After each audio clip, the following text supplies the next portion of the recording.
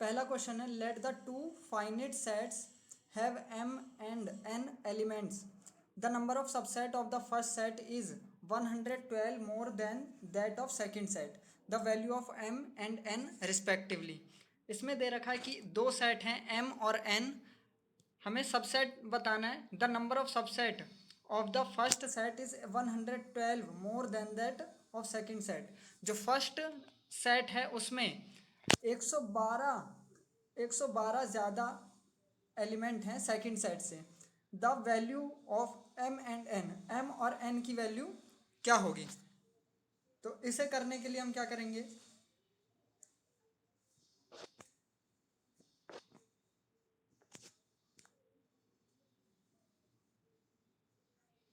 ये पहला number of ए दे रखा है इसमें एम, इसके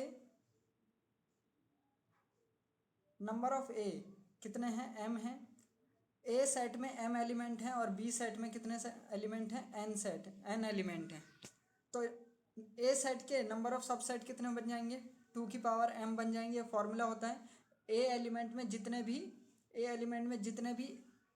ए सेट में जितने भी एलिमेंट हों, ए सेट में अगर m एलिमेंट थे तो इसके सबसेट क्या होंगे, 2 की पावर m. बी सेट में कितने एलिमेंट थे, n एलिमेंट थे, तो इसके सबसेट कितने होंगे, 2 की पावर n. अब क्वेश्चन के अकॉर्डिंग 2 की पावर m जो होगा वो किसके बराबर होगा, 2 की पावर m बराबर होगा 2 की पावर n प्लस 112. क्योंकि क्वेश्चन में दे रखा था कि जो पहले वाले सेट हैं उसके सबसेट 112 ज़्यादा हैं दूसरे वाले सेट के. तो पहले वाले सेट के सबसेट हैं 2 की पावर m, दूसरे वाले सेट के सबसेट हैं 2 की पावर n. जो पहला वाला सेट के सबसेट थे वो 112 ज़्यादा थे, तो इसको भी हम क्या करेंगे, 112 ज़्यादा कर देंगे. तो इसलिए ये इक्वेशन बन जाएगी, ये 2 की पावर n दूसरी तरफ जाएगा तो माइनस हो जाएगा. तो ये 2 की पावर m माइनस 2 की पावर n इक्वल टू 112 हो गया. अब ऑप्शन में दे रखी हैं जो वैल्यूज़, ऑप्शन की वैल्यूज़ रख कर देखेंगे तो ऑप्शन की वैल्यूज़ रख कर देखने से हमें मिलेगी. ऑप्शन की वैल्यूज़ ए में है कितनी, 4 और 7 है. बी में है कितनी, 7 और 4. सी में 4 और 4. डी में 7 और 7 है. अब तीनों में वैल्यूज़ रख कर देखेंगे, जिसमें भी हमारी ये इक्वेशन सेटिस्फाई होगी वही हमारा आंसर हो जाएगा. इसमें हमने m की वैल्यू 7 और n की वैल्यू 4 वाला एक पुट करेंगे, हम m equal to 7 n equal to 4 option put करेंगे तो हमारा आंसर आ जाएगा 112. यहाँ पर m की वैल्यू 7 रखेंगे और यहाँ पर n की वैल्यू 4 रखेंगे. तो 2 की पावर 7 कितना हो जाएगा, 2 की पावर 7 हो जाएगा 128, ठीक है. और 2 की पावर 4 हो जाएगा कितना, 2 की पावर 4 हो जाएगा कितना, 16. तो -16, इनको माइनस करेंगे तो कितना आ जाएगा, हमारा आंसर आ जाएगा 112. तो ये तो सेटिस्फाई कर रहा है, m की वैल्यू 7 और n की वैल्यू 4, तो यही आंसर हो जाएगा, m इक्वल टू 7 और n इक्वल टू 4. इसके बाद सेकंड क्वेश्चन आते हैं. सेकंड क्वेश्चन में क्या लिख रखा है, सेकंड क्वेश्चन में है x इक्वल टू 8 की power n minus 7n minus 1. n belong to natural number, n कोई सा भी एक नेचुरल नंबर होगा और हमें x इसका एक सेट है. y equal to 49n minus 49 है. n इसमें भी नेचुरल नंबर है. अब इसमें हम क्या करेंगे, एक सेट बनाकर देख लेंगे x और y का सेट क्या आ रहा है, फिर बाद में ऑप्शन से चेक करेंगे कि क्या होगा हमारा.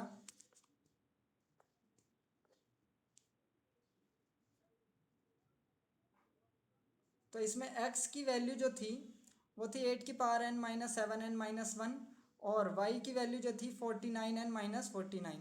अगर n की वैल्यू हम इधर पर 1 रखेंगे तो सबसे पहले यहाँ पर आएगी 8 की पावर 1, यहाँ आएगी -7, यहाँ आएगी -1, पहले से यही है. तो 8 -7 और -1 सॉल्व करेंगे तो कितना हो जाएगा, 0. तो इसलिए इसका फर्स्ट एलिमेंट क्या हो गया, 0 हो गया. इसी तरह n की वैल्यू अगर 2 रखेंगे तो ये आ जाएगा कितना, 64 आ जाएगा. यहाँ आ जाएगा 14 माइनस का और ये -1 है। इसको सॉल्व करेंगे, तो 49 आ जाएगा। फिर 8 की पावर 3 रख कर सॉल्व करेंगे तो कितना आ जाएगा, 490 आ जाएगा। इसी तरह ये आगे बढ़ता रहेगा। नेक्स्ट y वाला देखो, n की वैल्यू अगर 0 रखेंगे, सॉरी 0 नहीं रखना, n नेचुरल नंबर था, n की वैल्यू 1 रखेंगे तो इसका आंसर क्या होगा, 0 हो जाएगा। पहली वैल्यू आ गई 0। दूसरी वैल्यू n की वैल्यू 2 रखेंगे तो कितनी आ जाएगी, 49 आ जाएगी। तीसरी वैल्यू n की वैल्यू 3 रखेंगे तो 98 आ जाएगी। इन दोनों में एक चीज़ देखो, ये 0 है, 49 है, 490 है। इसका मतलब यहाँ पर 49 मल्टीप्लाई 0 होगा, जो 0 आई है वैल्यू, ठीक है। अब यहाँ पर जो होगा इस वैल्यू में 49 मल्टीप्लाई 1 होगा, यहाँ पर 49 मल्टीप्लाई 10 होगा, यहाँ पर 49 को 0 से मल्टीप्लाई हो रहा है, फिर 10 से मल्टीप्लाई हो रहा है यहाँ पर, फिर यहाँ पर 100, सॉरी यहाँ पर 0 से मल्टीप्लाई हो रहा है, यहाँ पर 1 से मल्टीप्लाई हो रहा है, यहाँ पर 10 से मल्टीप्लाई हो रहा है, फिर 100 से मल्टीप्लाई होगा, ऐसे आगे बढ़ता रहेगा। इसमें देखो 0, यहाँ पर 0 से मल्टीप्लाई हुआ 49, यहाँ पर 1 से मल्टीप्लाई हुआ, यहाँ पर 2 से मल्टीप्लाई हुआ, ऐसी। तो इसमें 0, 1 और 10 इनसे मल्टीप्लाई हो रहे हैं, और यहाँ पर 0 से मल्टीप्लाई हो रहा है, 1 से मल्टीप्लाई हो रहा है, 2 से मल्टीप्लाई हो रहा है। तो इस तरह से, तो इसलिए या इसके जो एलिमेंट होंगे, इसके जो एलिमेंट होंगे और इसके जो एलिमेंट होंगे,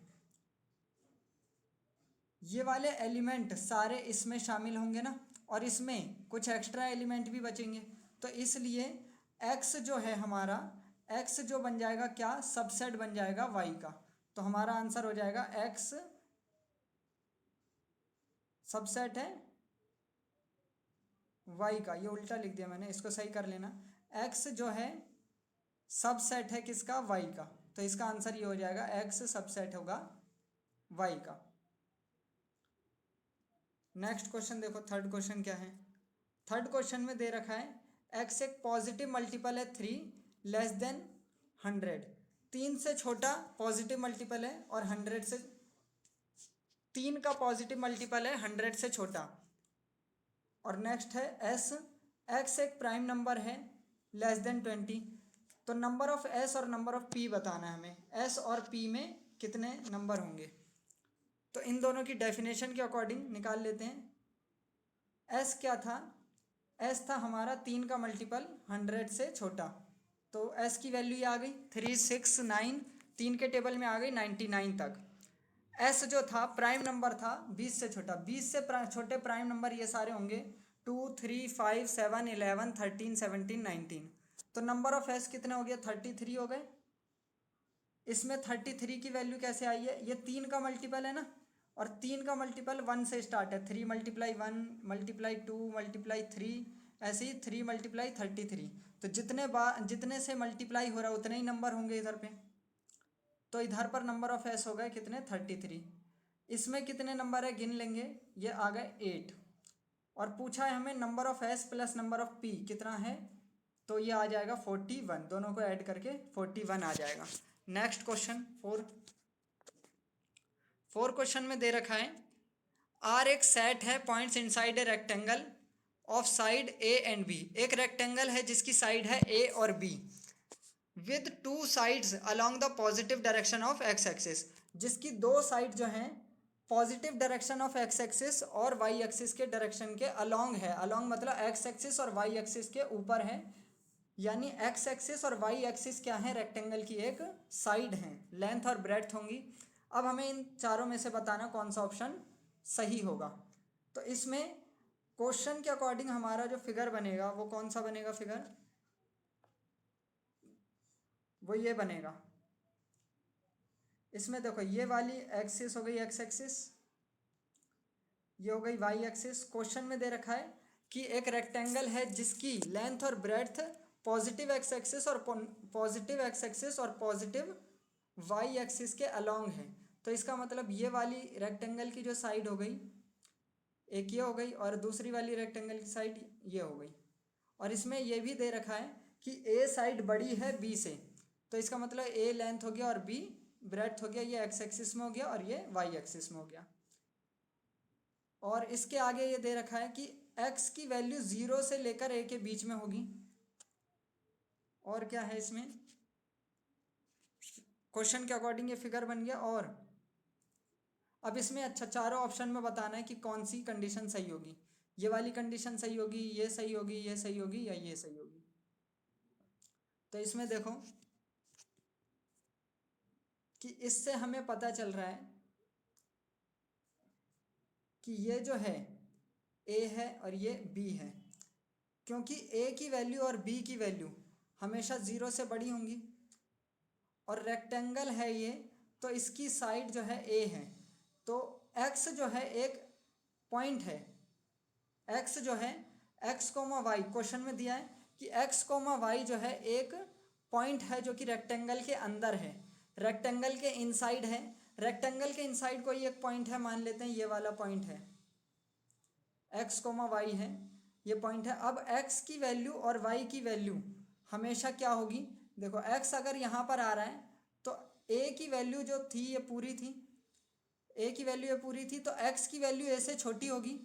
अगर ए से बड़ी होती एक्स की वैल्यू तो रेक्टेंगल के बाहर होता, लेकिन क्वेश्चन में दे रखा है रेक्टेंगल की वैल्यू जो है उसमें जो पॉइंट आ रहा है ये एक्स कोमा वाई वो इनसाइड में है, तो इसका मतलब एक्स और वाई बाहर नहीं हो सकते, अंदर होंगे। तो इसकी वैल्यू ए की वैल्यू जो होगी एक्स से बड़ी होगी, तो हम लिखेंगे ए की वैल्यू एक्स से बड़ी होगी, तो एक्स छोटा होगा ए से। ये भी गलत है, ये नहीं, एक्स जो होगा एक्स की वैल्यू 0 से बड़ी होगी और ए के बराबर होगी। यहाँ पर एक्स आएगा ऐसे, इसको सही कर लेना, 0 से बड़ा होगा एक्स और ए से छोटा होगा। ठीक है, 0 से बड़ा होगा एक्स और ए से छोटा होगा। इसी तरह 0 से बड़ा होगा वाई और बी से छोटा होगा।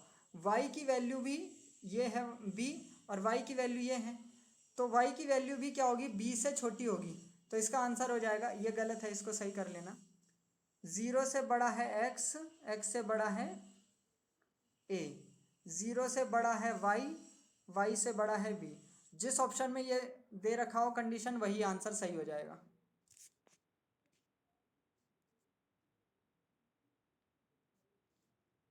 तो चौथे ऑप्शन में दे रखा है ये 0 से बड़ा है एक्स, एक्स से बड़ा है, 0 से बड़ा है वाई, वाई से बड़ा है बी, तो ये वाला आंसर सही हो जाएगा हमारा। नेक्स्ट क्वेश्चन,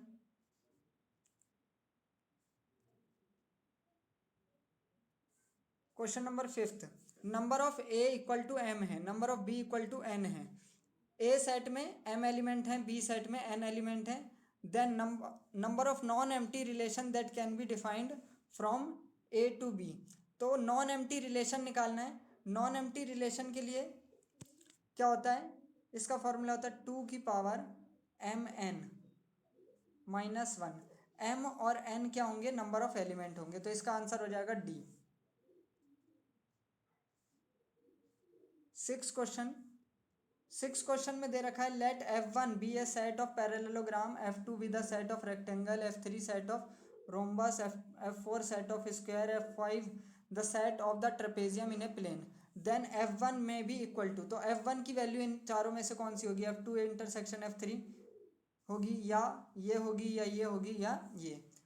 तो इसमें क्या करना है, तो सबसे पहले इन सब की वैल्यू लिख लो और दोनों का इन सब के ऑप्शन को चेक करके देखते हैं।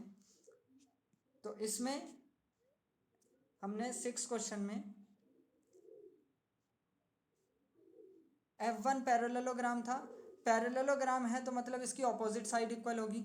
F2 क्या था, रेक्टेंगल था, रेक्टेंगल था तो ऑपोजिट साइड इक्वल होने के साथ हर एंगल 90 डिग्री का होगा। F3 क्या था, रोम्बस था, रोम्बस अगर F3 रोम्बस था तो हर साइड इसकी क्या होगी, इक्वल होगी। स्क्वायर था F4 तो ईच साइड क्या होगी, इसकी इक्वल होने के साथ एंगल 90 डिग्री का होगा। ट्रेपेजियम है F5 तो एनी टू साइड्स क्या होंगी, पैरेलल।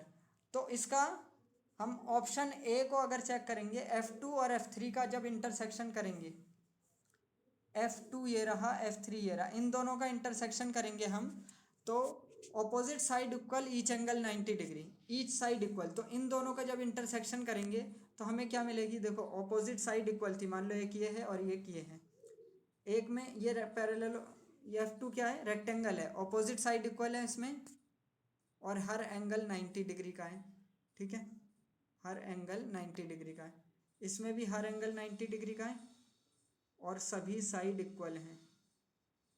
तो इसमें क्या करना है, इसमें सभी साइड इक्वल हैं और इसमें ऑपोजिट साइड इक्वल है, तो अगर इस इन दोनों का कॉमन चीज़ लेंगे तो इसमें ऑपोजिट साइड इक्वल है ना, और इसमें भी है ऑपोजिट साइड इक्वल, तो हम लिखेंगे इन दोनों का कॉमन चीज़ होगी ऑपोजिट साइड इक्वल, और हर एंगल 90 डिग्री का है, तो इसलिए F2 और F3 का जब इंटरसेक्शन करेंगे हम तो क्या मिलेगा, ऑपोजिट साइड इक्वल मिलेगी, ठीक है।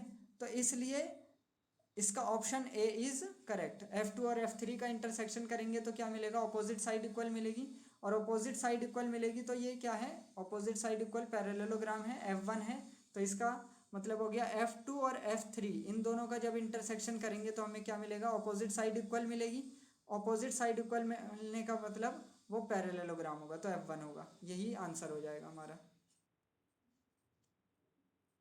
7 क्वेश्चन देखो, इसमें हमें डोमेन बताना है।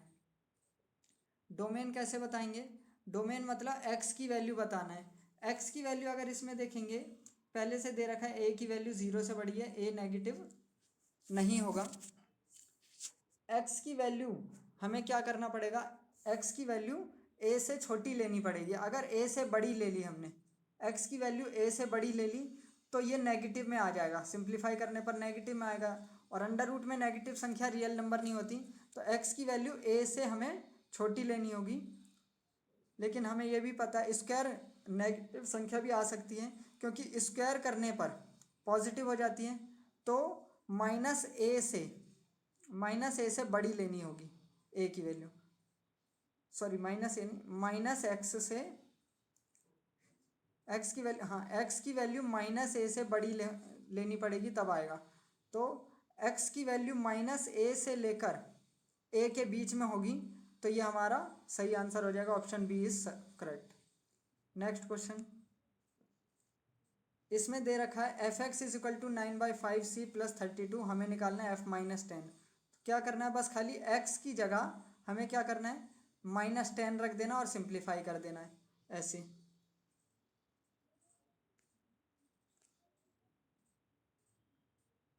x की जगह -10 रख देंगे, 5 से ये कितने बार में कट जाएगा, 2 बार में कट जाएगा, 9 2 सा 18 हो गया माइनस का, प्लस 32, -18 प्लस 32 कितना हो गया 14, ये इसका आंसर हो जाएगा।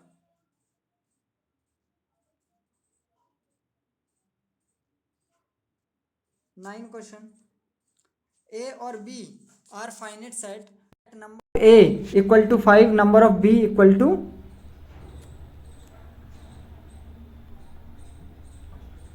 Number of B equal to 7, then the number of function A to B में कितने नंबर ऑफ फंक्शन होंगे, तो अगर हमें ए टू बी के फंक्शन निकालना है तो जो नंबर ऑफ बी थे वो बेस में आ जाएंगे और जो नंबर ऑफ ए थे वो पावर में आ जाएंगे, इसका आंसर हो जाएगा ए टू बी से फंक्शन कितने होंगे, 7 की पावर 5।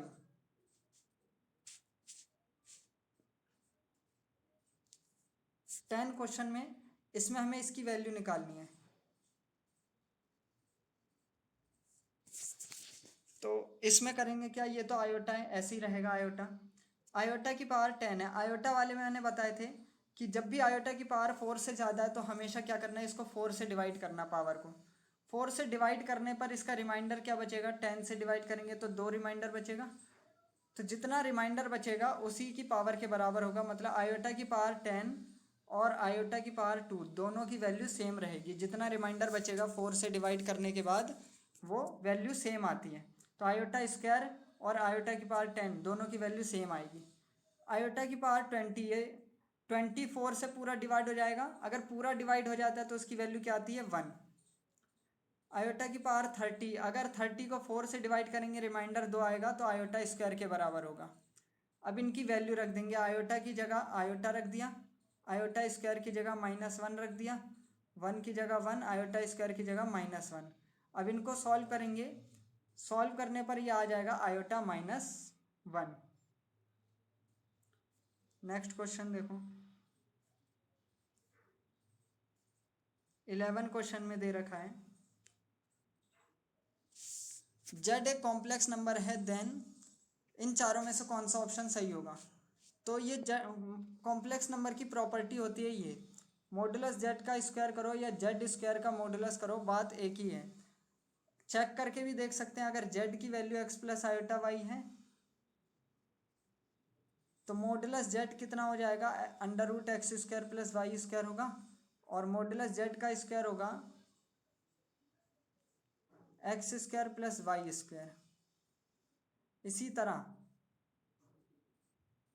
जेड स्क्वायर का मॉडुलस निकालना हो तो जेड स्क्वायर कर लो, पहले जेड की value X plus iota Y है, इसका स्क्वायर कर लो, इसके स्क्वायर को सिंप्लीफाई करके फिर मॉडुलस निकालेंगे तो उसका आंसर भी सेम आएगा, तो इसलिए option B is correct answer.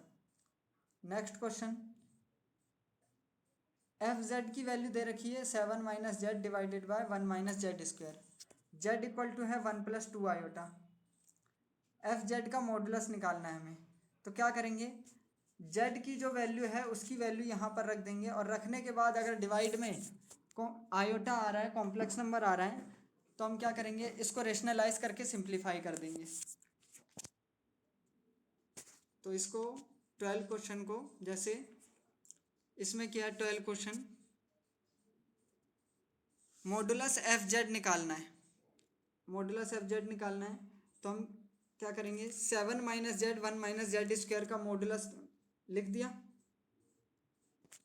अब जेड की वैल्यू रख दी इधर पर, जेड को माइनस करना है, जेड को क्या करना है, माइनस करना है ना, और जेड की वैल्यू 1 प्लस 2 आयोटा है, तो इसलिए माइनस करने पर साइन चेंज हो जाता है, इसका साइन क्या हो जाएगा, -1 माइनस आयोटा, वो इधर पे लिख दिया। डिवाइड में 1 माइनस जेड स्क्वायर, जेड की वैल्यू इधर पे लिख दी, 7 माइनस 1 कितना हो जाएगा 6, तो ये आ गया 6 माइनस 2 आयोटा। इसका होल स्क्वायर ओपन करेंगे, ए प्लस बी का होल स्क्वायर लगाकर ओपन करा तो ये आ जाएगा। इसके बाद 6 minus 2 iota divided by 1 minus 4 iota minus 3 आ जाएगा। ये इन दोनों में 2 कॉमन लेंगे, ये आ जाएगा 1 minus 4 iota plus 3, bracket open करने पर। फिर इसके बाद यहाँ से आगे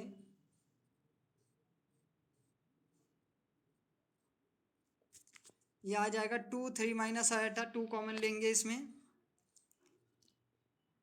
4 कॉमन लेंगे तो कट जाएगा। ये कटने के बाद अब क्योंकि डिवाइड में आयोटा आ रहा है तो इसलिए इसको रेशनलाइज कर देंगे। रेशनलाइज कैसे करेंगे, यहाँ पर 1 माइनस आयोटा था तो क्या करेंगे, 1 प्लस आयोटा से मल्टीप्लाई और डिवाइड कर देंगे, आ जाएगा ये। नेक्स्ट, अब इसको मल्टीप्लाई करने के बाद ये आया, इसको सॉल्व करेंगे, सॉल्व करने के बाद ये आ गया, तो हमारी मॉडुलस की वैल्यू ये आ गई है। लेकिन मॉडुलस की वैल्यू कैसे निकालते हैं, अगर z equal to X plus iota Y है तो मॉडुलस z कैसे निकालते हैं, under root X square plus Y square करके। तो इसमें भी ये जो चीज़ है एक्स प्लस आयोटा की वैल्यू है। अब इसमें हम मॉडुलस z निकालेंगे under root X square plus Y square करके, वही करा इधर पर, X square plus Y square simplify करा, सिंप्लीफाई करने के बाद आया हमारा √5/2 आ रहा है। लेकिन √5/2 ऑप्शन में कहीं नहीं है, तो इसलिए ऑप्शन को हम चेक करेंगे। ये जो √5 है वो मॉडुलस जेड की वैल्यू होगी, मॉडुलस जेड की वैल्यू होगी, और मॉडुलस z/2 लिख सकते हैं इसको हम, क्योंकि मॉडुलस z/2 लिख सकते हैं, और ऑप्शन जिस ऑप्शन में ये दे रखा वो आंसर हो जाएगा। अगर ऑप्शन नहीं दिया है तो आंसर यहाँ तक लिखना है और इसे छोड़ देना है, इसके आगे नहीं होगा सॉल्व, अगर ऑप्शन नहीं दिया है तो। और ऑप्शन दिया है तो ऑप्शन के हिसाब से करेंगे। 13 क्वेश्चन देखो, इसके बाद तो ये रियल पार्ट था इसका x² - 9, और ये इमेजनरी पार्ट था। तो x² - 9 इसके रियल पार्ट के बराबर रखेंगे, और जो इमेजनरी पार्ट है इमेजनरी पार्ट के बराबर रखेंगे। तो x² - 9 किसके बराबर होगा, इस 0 के बराबर, क्योंकि इसमें इमेजनरी पार्ट तो था नहीं, तो लिख सकते हैं हम 0 आयोटा। 6x आयोटा, यहाँ पर 0 आयोटा आ गया, तो 6x की वैल्यू आ गई कितनी, 0। इसे सॉल्व करके x की वैल्यू ये आ गई, और इसे सॉल्व करके x की वैल्यू ये आ गई। लेकिन ऑप्शन में ना तो ये है ना तो ये है, तो इसलिए अगर ऑप्शन में नहीं है तो आंसर, बिना ऑप्शन वाला हो तो इस तरीके से कर लेना, लेकिन ऑप्शन वाला है तो हम क्या करेंगे, ऑप्शन को पुट करके देखेंगे। तो x की वैल्यू ऑप्शन बी में x की वैल्यू दे रखी -3 आयोटा -3 आयोटा, तो ये दोनों वैल्यू रख कर देखेंगे, सेटिस्फाई कर जाएंगी। -3 आयोटा x की जगह ये रखेंगे और इसको सॉल्व करेंगे तो ये सेटिस्फाई कर जाएंगी। अगर सेटिस्फाई कर गई तो यही आंसर हमारा करेक्ट हो जाएगा। लेकिन अगर ऑप्शन नहीं दे रखा तो इसको ऐसे कर सकते हैं हम। नेक्स्ट क्वेश्चन 14 क्वेश्चन में दिया होगा tan थीटा की वैल्यू क्या है 1/2 है और tan फाई की वैल्यू है 1/3। हमें थीटा प्लस फाई चाहिए। tan थीटा प्लस फाई की वैल्यू तभी आएगी जब tan थीटा प्लस फाई की वैल्यू, हमें एक ऐसी वैल्यू पता हो जो टेबल में हो। tan थीटा प्लस फाई की वैल्यू जो टेबल की वैल्यू मिल जाए तो हम डायरेक्ट बता सकते हैं इन दोनों को जोड़कर ये वाला एंगल क्या आ रहा होगा। तो इसमें क्या करेंगे, फॉर्मूला लगा देंगे tan a प्लस बी का formula. tan a plus B का फॉर्मूला होता है tan a plus tan b, 1 minus tan a tan b, तो ये आ जाएगा tan a, tan theta plus phi का फॉर्मूला हो जाएगा tan theta plus tan phi, 1 minus ये 1 है minus tan theta tan phi. इसको सिंप्लीफाई करेंगे, सिंप्लीफाई करने के बाद हमारा आ जाएगा ये, सिंप्लीफाई करने के बाद आंसर आ जाएगा 1 कितने डिग्री पर होता है, 45 डिग्री पर होता है ना, तो इसका मतलब ये tan थीटा प्लस फाई कितने डिग्री होगा, 45 डिग्री, ये आंसर हो गया। नेक्स्ट क्वेश्चन है 15 में क्या करना है, मैक्सिमम वैल्यू बताना है साइन एक्स और कॉस एक्स की। साइन एक्स कॉस एक्स की, साइन एक्स और कॉस एक्स अलग अलग नहीं है, दोनों मल्टीप्लाई में है। तो इसको जब तक ये मल्टीप्लाई में रहेंगे हम इसे सॉल्व नहीं कर पाएंगे, तो इसे क्या करेंगे, सिंगल रेशियो में कन्वर्ट करेंगे। तो इसको 2 से मल्टीप्लाई कर दो, 2 से डिवाइड कर दो, तो ये साइन 2 थीटा का फॉर्मूला बन जाएगा। अब ये साइन 2x बन गया फॉर्मूला, साइन 2x का फॉर्मूला बन गया। अब हमें पता है कि साइन का जो एंगल हो कितना भी बड़ा हो, लेकिन इसकी वैल्यू -1 से 1 के बीच में ही रहती है। साइन थीटा की वैल्यू -1 से 1 के बीच में ही रहती है। तो इसकी मैक्सिमम वैल्यू निकालना था हमें, तो मैक्सिमम वैल्यू क्या रखोगे, 1। तो साइन 2x की मैक्सिमम वैल्यू 1 हो गई, तो 1/2 पहले से था, तो सिंप्लीफाई करने पर आ गई कितनी, 1/2।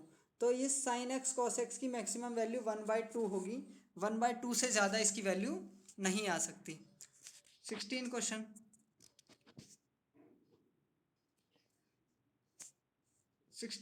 शायद रॉन्ग है।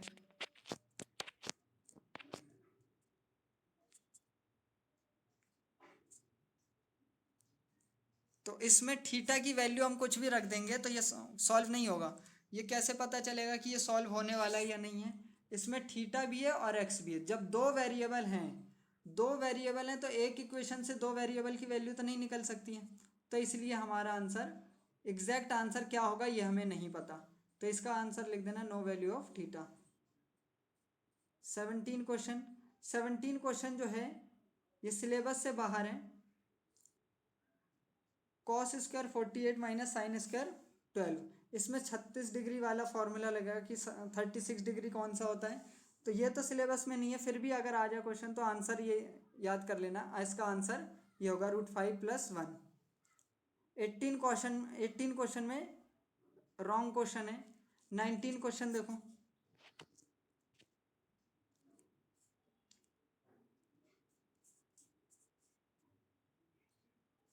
19 क्वेश्चन में ए बी सी 3 सेट दे रखे हैं और हमें A union B intersection C निकालना है।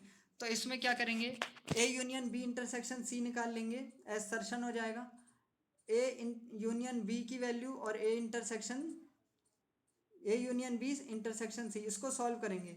इसमें देखो अगर ए यूनियन बी निकालेंगे, ए यूनियन बी, इन दोनों का यूनियन करना है, तो यूनियन का मतलब होता है सारी वैल्यू लिखनी है।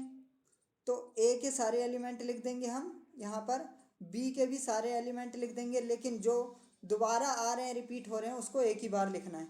तो ए यूनियन बी ये आ गया। अब इसका हम इंटरसेक्शन सी से करेंगे, इंटरसेक्शन का मतलब होता है कॉमन। तो इन ए यूनियन बी की वैल्यू ये है और सी की वैल्यू ये है, इन दोनों में कॉमन कुछ है? कुछ भी कॉमन नहीं है, तो क्या हो गया 5। तो हमारा ये रीज़न तो सही है, एसर्शन भी सही है क्योंकि इसकी वैल्यू 5 ही होगी।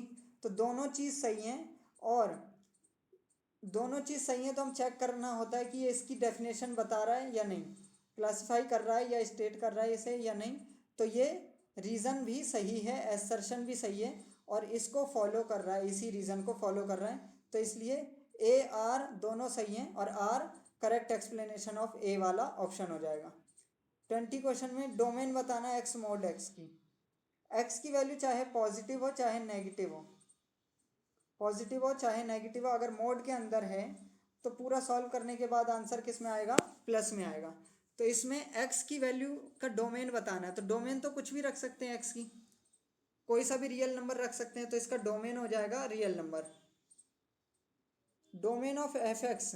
अब इसका डोमेन बताना है एफ एक्स का, तो नेचुरल नंबर तो नहीं होगा, ये डोमेन और रेंज जो है ये कौन से सेट में? रियल नंबर के सेट में। अगर रियल नंबर के सेट में है तो डोमेन मतलब हो गया सारे जो रियल नंबर है उन सबको लिखना है। इसमें खाली नेचुरल नंबर लिख रखा है तो ये आंसर नहीं होगा। एसर्शन सही है इसमें, ये रीज़न गलत है। सेक्शन बी देखो, सेक्शन बी में ए बी सी तीनों की वैल्यू दे रखी है और ये सारी वैल्यू निकालना है, तो हम कैसे करेंगे?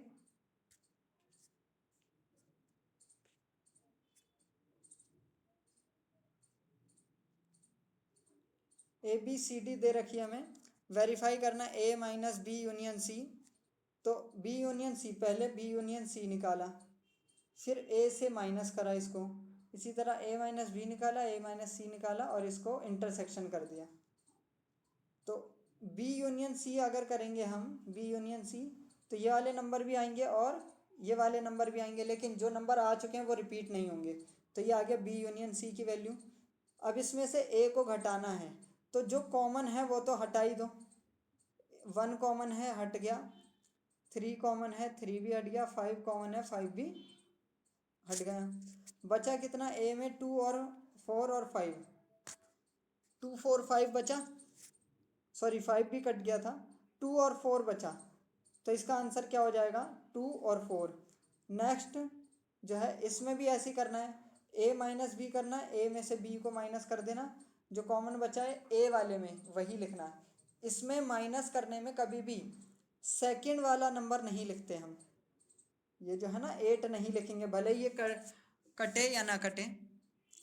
इसी तरह ए माइनस सी, फिर पूरा सॉल्व करने के बाद इसकी वैल्यू आ जाएगी हमारी 2,4, 2,4 आ जाएगी, और इसकी भी वैल्यू 2,4 आ रही थी, कहाँ गया ये ए माइनस बी यूनियन सी। तो इसका मतलब ये वाली और ये वाली वैल्यू दोनों सही होंगी। Next question,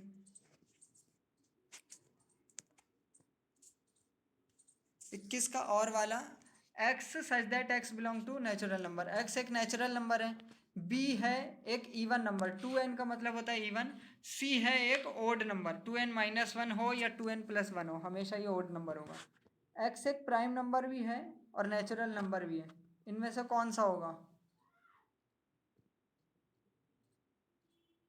x is a natural number, x is a prime natural number, prime number भी है नेचुरल भी है। अब हमें फाइंड करना है A intersection B, A intersection B. A का मतलब नेचुरल नंबर हो गया, ए का मतलब नेचुरल नंबर हो गया, और बी का मतलब इवन नंबर। तो जब नेचुरल नंबर और इवन नंबर का इंटरसेक्शन करेंगे तो क्या आएगा? इवन नंबर ही आएगा। तो ए इंटरसेक्शन बी, इसका आंसर हो जाएगा बी। बी इंटरसेक्शन सी, इसका आंसर हो जाएगा क्या? B intersection C. ये ओड नंबर है बी, ये इवन नंबर है, सॉरी उल्टा बोल दिया, ये इवन नंबर है और ये ओड नंबर है। तो इवन और ओड में तो कुछ कॉमन होता ही नहीं है, तो इसमें कोई भी कॉमन नहीं आएगा। तो बी इंटरसेक्शन सी क्या हो जाएगा? 5 आ जाएगा। 12 क्वेश्चन, इसमें डोमेन और रेंज बताना है, एक्स कोमा एक्स क्यूब। तो x की वैल्यू हम कुछ भी रख सकते हैं, इसमें x की वैल्यू कुछ भी रख सकते हैं, रेस्ट्रिक्शन दे रखी है। लेकिन वो 10 से छोटा होना चाहिए प्राइम नंबर। तो इसमें एक टेबल बना लेंगे ऐसे करके, जिसमें एक्स लिखा होगा, एफ एक्स क्वेश्चन किया होगा। 22 क्वेश्चन है ना।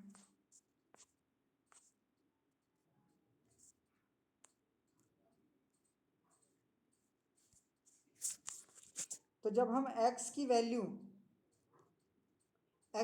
2 रखी तो हमारे एक्स क्यूब की वैल्यू आ गई 8, 3 रखी तो 27, 5 125, ऐसे हमने लिख दी 4 वैल्यूज़। तो डोमेन कितनी हो जाएगी, 2 3 5 7, और रेंज कितनी हो जाएगी ये।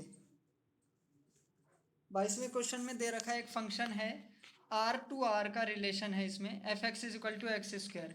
हमें इसमें रेंज बताना है। रेंज का मतलब हो गया वाई की वैल्यू बताना। तो वाई की वैल्यू तो कुछ भी हो सकती है, F X equal to X square है, तो एफ एक्स की वैल्यू कुछ भी आ सकती है, रियल नंबर कोई सा भी हो सकता है। तो इसलिए रेंज क्या हो गई, 0 से इन्फिनिटी तक। नेगेटिव तो आएगी नहीं इसकी वैल्यू, तो इसलिए इसकी रेंज हो गई इन्फिनिटी तक। और एफ एक्स इक्वल टू 4 है, इसको सॉल्व करेंगे अगर हम, एफ एक्स इक्वल टू 4 है तो X square is equal to क्या हो जाएगा 4, एक्स की वैल्यू क्या हो जाएगी +-2, तो एक्स इक्वल टू +-2 हो जाएगा। माइनस में भी आएगा इसमें आंसर, क्योंकि नेगेटिव संख्या का स्क्वायर करने पर भी पॉजिटिव होता है और पॉजिटिव संख्या का स्क्वायर करने पर भी पॉजिटिव होता है।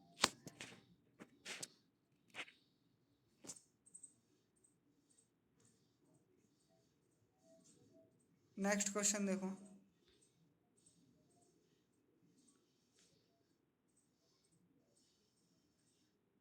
tan 60 + थीटा, ये सिलेबस में नहीं है, ये छोड़ दो, ये सिलेबस में नहीं है।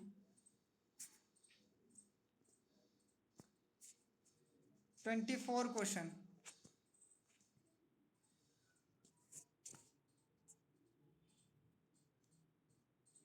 हमें ये प्रूफ करना है इसकी वैल्यू,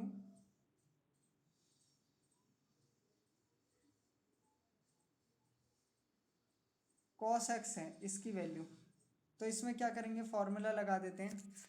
ये किस फॉर्म में है देखो, sin n+1 n+2 n+1 n+2, ये सेम है ना। तो n+1 मल्टीप्लाई एक्स को मान लेंगे अगर a, इसको b, तो यहाँ पर भी a और b होगा। तो किस फॉर्म में हो गया, sin a sin b cos a cos b,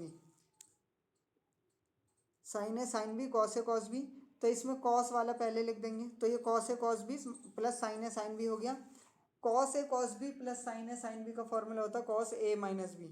a की वैल्यू n+2 इंटू 2 है, b की वैल्यू n+1 इंटू एक्स है। फिर इसमें ब्रैकेट ओपन करेंगे, सॉल्व करेंगे, तो ये सॉल्व करने के बाद cos x आ जाएगा।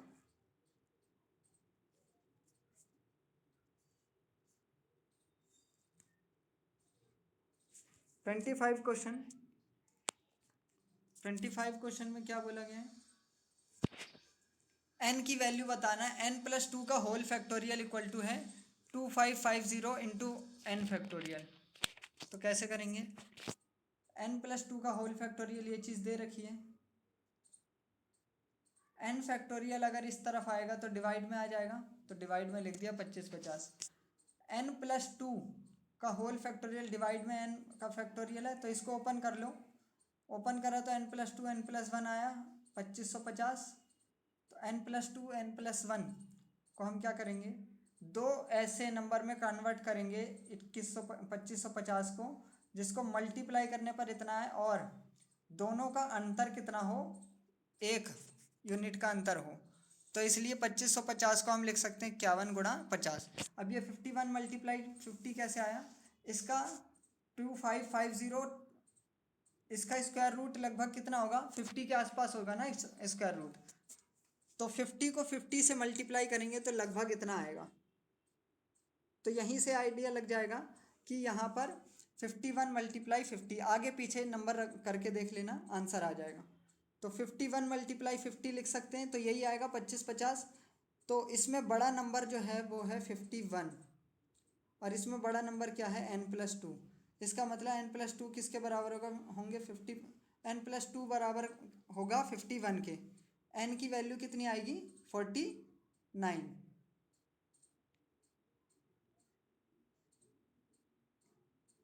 25 क्वेश्चन में दिया है,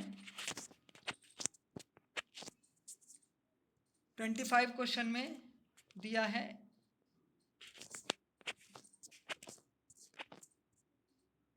सॉरी 26 क्वेश्चन में दिया है ए बी सी डी की वैल्यू दे रखी है, हमें ए माइनस बी, बी माइनस सी, ये सारी वैल्यू निकालनी है। कैसे निकालेंगे?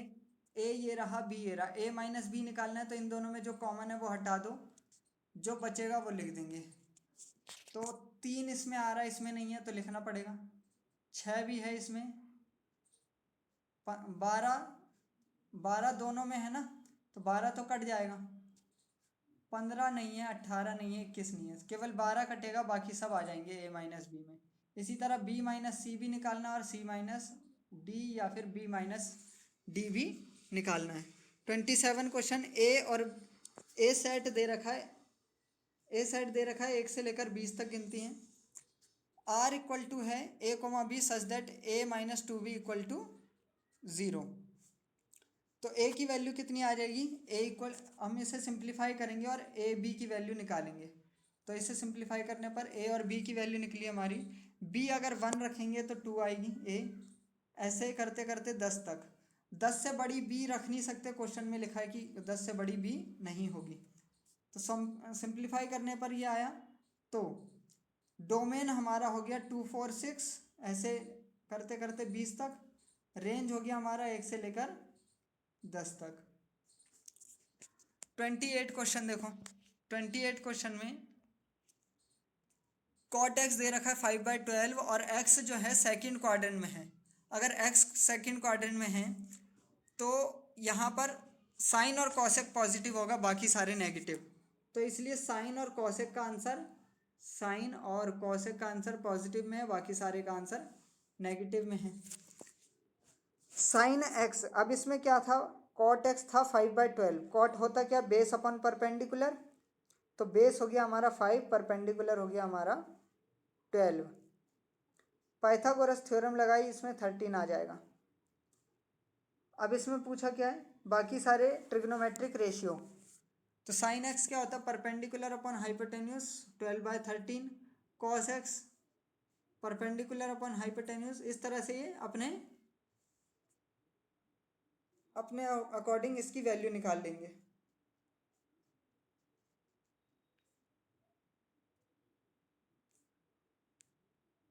ट्वेंटी 29 क्वेश्चन, इसमें ए प्लस आयोटा बी की वैल्यू दे रखी है, ये हमें प्रूफ करना ही है। जब भी ऐसा क्वेश्चन आ जाए ए प्लस आयोटा बी की वैल्यू दे रखी हो और ए स्क्वायर प्लस बी स्क्वायर पूछा हो, या फिर ए माइनस आयोटा बी की वैल्यू दे रखी हो और इसका स्क्वायर पूछा हो, तो हमेशा कैसे करना, इसको फर्स्ट इक्वेशन मान लेना, इसको कंजुगेट कर देंगे। कंजुगेट करने के बाद, कंजुगेट करने का मतलब आयोटा वाले जितने भी क्वेश्चन हैं, जितने भी साइन है उसको चेंज कर देंगे। तो प्लस आयोटा बी था तो क्या करेंगे, माइनस आयोटा बी। ए प्लस आयोटा बी की वैल्यू ये आ गई, ए माइनस आयोटा बी की वैल्यू ये आ गई।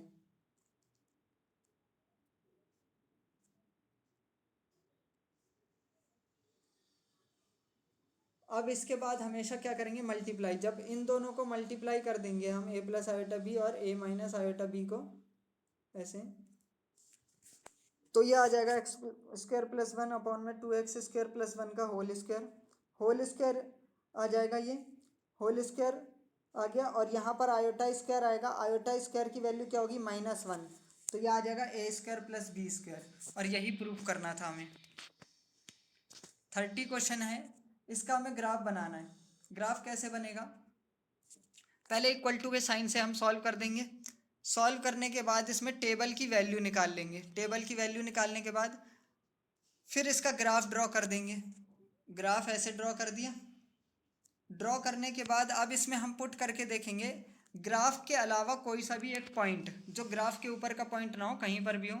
जैसे ये वाली इक्वेशन जो थी 2x + y = 6, ये किसकी थी, इस वाले ग्राफ की थी। तो इसको हमने दिखा दिया, और 0 0 रखेंगे इसमें। x की वैल्यू 0, y की वैल्यू 0 रखेंगे तो ये ट्रू आता है या फॉल्स आता है। तो जब हमने 0 0 रखी इसमें 2x + y वाले में, तो ये फॉल्स आ गया। हमने ये वाले ग्राफ का, ये वाले ग्राफ का, इस ग्राफ का 0,0 पुट करा था, ये वाला पॉइंट, मतलब लेफ्ट साइड का पॉइंट पुट करा था, और हमारा फॉल्स आ गया। तो हमारा आंसर कहाँ होगा, राइट साइड। इसी तरह दूसरे वाले में भी हमने ऐसे ही करा है। इक्वेशन बनाई, इक्वेशन बनाकर पॉइंट को लाइनों में दिखाया, लाइन को ड्रॉ करा। अब इसमें भी पुट करेंगे 0 0, तो इसमें ट्रू आ जाएगा, तो इसका आंसर नीचे की तरफ ड्रॉ होगा। और दोनों को कंबाइंड मिला के कौन सा एरिया आएगा, यह एरिया आएगा, तो ये इसका आंसर हो जाएगा। 30 क्वेश्चन ये तो एनसीईआरटी में ही का है। IQ ये है, अगर CA की वैल्यू 12 है तो IQ कितना होगा, तो CA की वैल्यू 12 है, ये लिख देंगे। MA की वैल्यू नहीं पता, तो इसे सिंप्लीफाई करेंगे और MA की वैल्यू आ जाएगी। कैसे सिंप्लीफाई करेंगे, MA ये रहा ना, बीच में है MA, तो हम क्या करेंगे, MA के साथ मल्टीप्लाई में डिवाइड में कुछ नहीं होना चाहिए, तो हम क्या करेंगे, सब में तीनों में 100 से डिवाइड कर देंगे ताकि ये वाला 100 कट जाए, और 12 से मल्टीप्लाई कर देंगे ताकि ये वाला जो है डिनोमिनेटर हट जाएगा।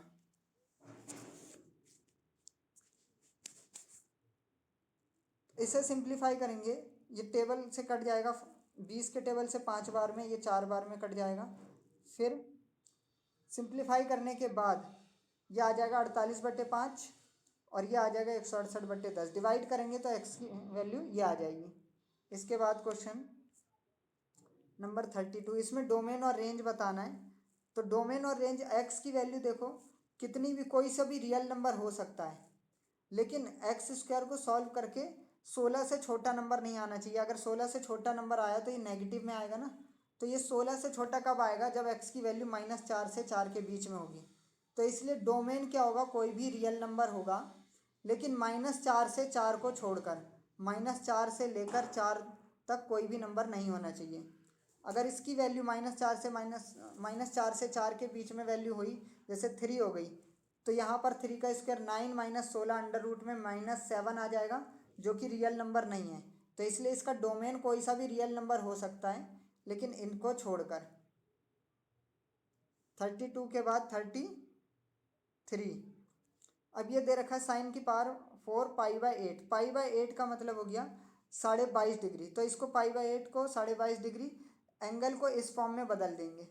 इस फॉर्म में बदलने के बाद 22.5 डिग्री की वैल्यू तो डायरेक्ट नहीं बता सकते हम, इस तरह से ये 67.5 है, इसको लिख सकते हैं 90 - 20.5, इसको लिख सकते हैं 90 + 22.5, इसको लिख सकते हैं 180 - 22.5। तो सारे एंगल की वैल्यू आ गई 22.5 में, ये आ गई 22.5 में। फिर ये वाला और ये वाला नंबर ऐड होकर 2 साइन आ जाएगा, ये वाला और ये वाला नंबर ऐड होकर 2 कॉस आ जाएगा। 2 साइन की पावर 4 22.5, 2 कॉस की पावर 4 22.5। अब 22.5 डिग्री एंगल की वैल्यू डायरेक्ट नहीं पता होती है हमें, लेकिन 22.5 डिग्री के डबल कितना होता है, 45 होता है ना, तो इसमें हाफ एंगल फॉर्मूला लगाकर 22.5 डिग्री की वैल्यू आ सकती है। तो साइन 22.5 क्या होगा, 1 - cos 45/2। इसको सॉल्व करेंगे, यहाँ पर सॉल्व करने के बाद cos 22.5 डिग्री की वैल्यू आ जाएगी, ये आ गई। वही वैल्यू इसमें रख देंगे हम, रखने के बाद इसको सिंप्लीफाई करेंगे, सिंप्लीफाई करने के बाद होल स्क्वायर वगैरह सब ओपन कर देंगे। सिंप्लीफाई करने के बाद इसको सॉल्व करेंगे तो x इसकी वैल्यू आ जाएगी कितनी, 3/2 आ जाएगी। 34 क्वेश्चन सिलेबस में नहीं है वो। 35 क्वेश्चन जैसे 30 वो पीछे वाला ग्राफ करा था वैसे ही इसका ग्राफ कर देंगे। 3x + 2y तो इसका ग्राफ ड्रॉ कर लेंगे, पहले इक्वल के तरफ इक्वल कर लेंगे, इक्वल करने के